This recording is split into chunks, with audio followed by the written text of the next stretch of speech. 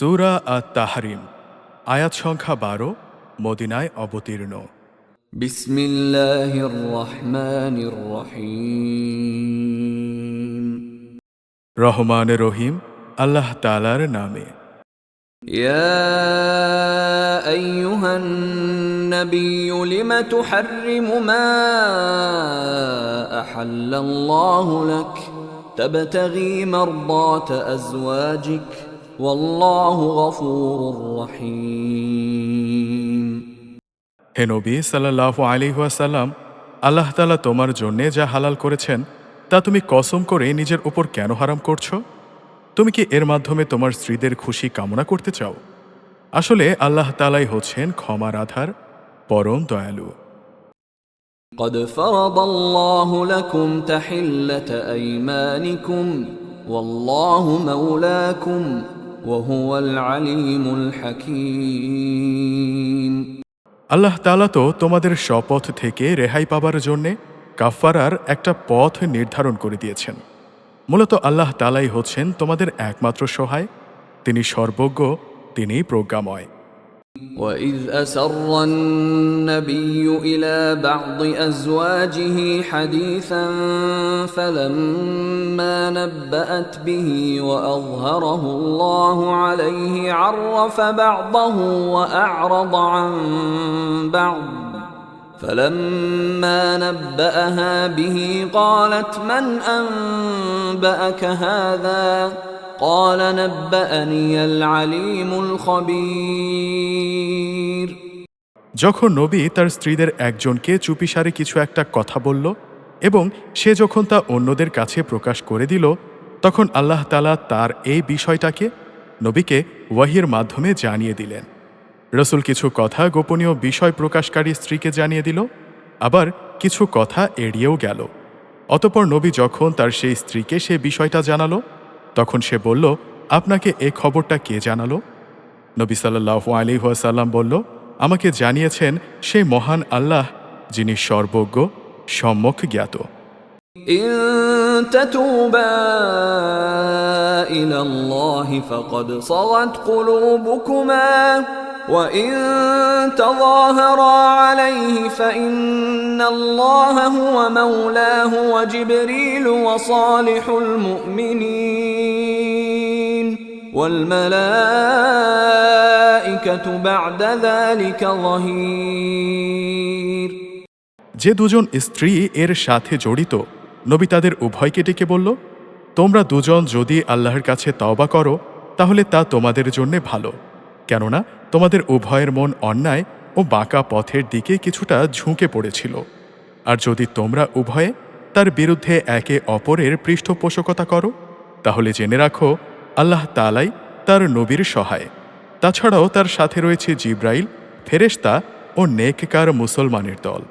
এরপরও সমগ্র ফেরেশতা তার সাহায্য করতে এগিয়ে আসবে। আসা রাব্বুহু ইন তাল্লাকাকুন্না আন ইউবদিলাহু আজওয়াজান খায়রান মিনকুন্না মুসলিমাত মুমিনাত قانتات تائبات عابدات سائحات ثيبات وأبكارا। আজ নবী সাল্লাল্লাহু আলাইহি ওয়াসাল্লাম যদি তোমাদের তালাক দিয়ে দেয়, তাহলে তার মালিক তোমাদের বদলে এমন সব স্ত্রী তাকে দিতে পারেন যারা তোমাদের চাইতে হবে উত্তম, যারা হবে আত্মসমর্পণকারী, বিশ্বস্ত, ফরমাবরদার, অনুসূচনাকারী, অনুগত, রোজাদার। হতে পারে তারা কুমারী, হতে পারে তারা অকুমারী। ইয়া আইয়ুহাল্লাযীনা আমানু কু আনফুসাকুম ওয়া আহলিকুম নারান ওয়াকুদুহান নাসু ওয়াল হিজারাহ وقودها الناس والحجارة عليها ملائكة غلاظ شداد لا يعصون الله لا يعصون الله ما أمرهم ويفعلون ما يؤمرون হে ঈমানদার লোকেরা, তোমরা নিজেদের ও নিজেদের পরিবার পরিজনদের জাহান্নামের সেই কঠিন আগুন থেকে বাঁচাও, যার জ্বালানি হবে মানুষ আর পাথর। সে জাহান্নামের প্রহরা যাদের ওপর অর্পিত, সেই সব ফেরেশতা সবাই হচ্ছে নির্মম ও কঠোর। তারা আল্লাহর কোনো আদেশই অমান্য করবে না, তারা তাই করবে যা তাদের করার জন্য আদেশ করা হবে। يا أيها الذين كفروا لا تعتذروا اليوم إنما تجزون ما كنتم تعملون হে কাফেররা, আজ তোমরা দোষ ছড়ানোর জন্যে কোনো রকম অজুহাত তালাশ করো না। আজ তোমাদের সেই বিনিময়ে দেয়া হবে যা তোমরা দুনিয়ায় করেছিলে। يا أيها الذين آمنوا توبوا إلى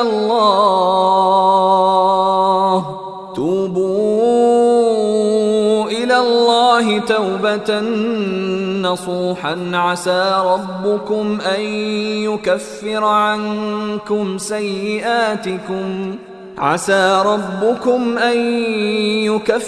عنكم سيئاتكم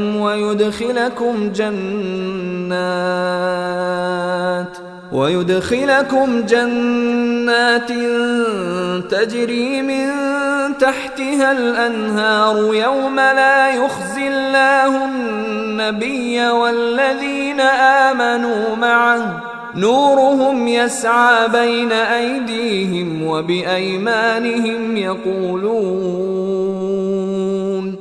يقولون ربنا أتمم لنا نورنا واغفر لنا إنك على كل شيء قدير হে ঈমানদার ব্যক্তিরা, তোমরা গুনাহ খাতার জন্যে আল্লাহর দরবারে তওবা করো, একান্ত খাঁটি তওবা। আশা করা যায় এর ফলে তোমাদের রব তোমাদের গুনাহসমূহ ক্ষমা করে দেবেন এবং এর বিনিময়ে পরকালে তিনি তোমাদের এমন সুরম্য জান্নাতে প্রবেশ করাবেন যার তলদেশ দিয়ে প্রবাহিত হবে সুপেয় ঝর্ণাধারা। সেদিন আল্লাহ তাআলা তার নবী সাল্লাল্লাহু আলাইহি ওয়াসাল্লাম এবং তার সাথী ঈমানদারদের অপমানিত করবেন না। সেদিন তাদের ঈমানের জ্যোতি তাদের সামনে ও তাদের ডান পাশ দিয়ে বিচ্ছুরিত হবে। তারা বলবে, হে আমাদের রব, আমাদের জন্যে আমাদের ঈমানের জ্যোতিকে পূর্ণ করে দাও, তুমি আমাদের ক্ষমা করে দাও, অবশ্যই তুমি সব কিছুর ওপর একক ক্ষমতাবান। يا أيها النبي جاهد الكفار والمنافقين واغلظ عليهم ومأواهم جهنم وبئس المصير হে নবী সাল্লাল্লাহু আলাইহি ওয়াসাল্লাম, তুমি কাফের ও মুনাফিকদের বিরুদ্ধে জিহাদ করো এবং তাদের ওপর কঠোরতা অবলম্বন করো, কেননা তাদের ঠিকানা হচ্ছে জাহান্নাম, আর তা হচ্ছে এক নিকৃষ্ট ঠিকানা। ضرب الله مثلا للذين كفروا امرأة نوح وامرأة لوط كانتا تحت عبدين من عبادنا صالحين فخانتاهما فلم يغنيا عنهما من الله شيئا وقيل ادخلا النار مع الداخلين আল্লাহ তাআলা কাফেরদের জন্যে নূহ ও লূতের স্ত্রীদের উদাহরণ পেশ করছেন। তারা দুজনই ছিল আমার দুজন নেক বান্দার অধীনস্থ স্ত্রী, কিন্তু তারা উভয়েই সেই দুজন বান্দার সাথে বিশ্বাসঘাতকতা করেছে এবং আল্লাহর আযাব থেকে তারা নবী হওয়া সত্ত্বেও কিছুই এদের বাঁচাতে পারল না। বরং তাদের বলা হলো, তোমরা আজ প্রবেশ করো জাহান্নামের আগুনে, যারা এখানে প্রবেশ করেছে তাদের সবার সাথে।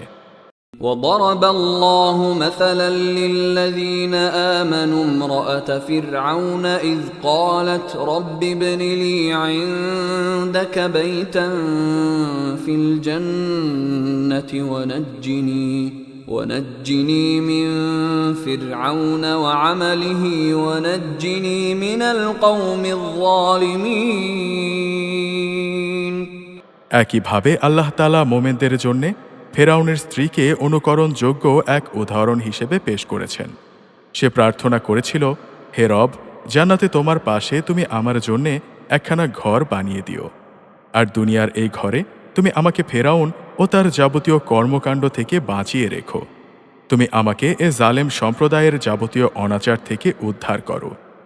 ومريم ابنة عمران التي أحصنت فرجها فنفخنا فيه من روحنا وصدقت بكلمات ربها وكتبه وكانت من القانتين।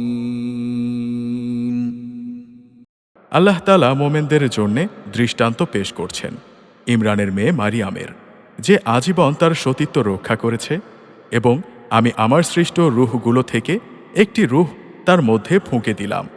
সে তার মালিকের কথা ও তার প্রেরিত কিতাব সমূহের ওপর পুরোপুরি বিশ্বাস স্থাপন করেছে।